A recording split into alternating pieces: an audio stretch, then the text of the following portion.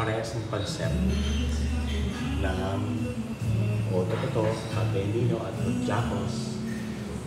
Carwasan dito. Dito to sa daan. Napakanagay C-Zone Car Wash and Cafe.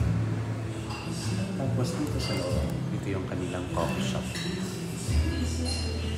Pero yung barista na kausap ko, na mas cool daw ang ambience ng kape dito. Sa labas meron din.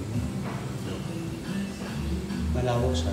Laki ang parking, maayos. Yan, semento lahat. Dito yan dyan. Tapos yung body wash vacuum dito, ano lang, 170 sa atin.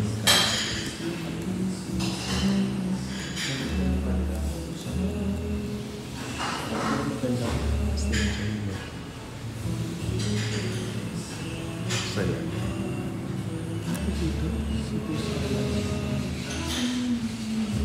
May food pantry sila. So yan.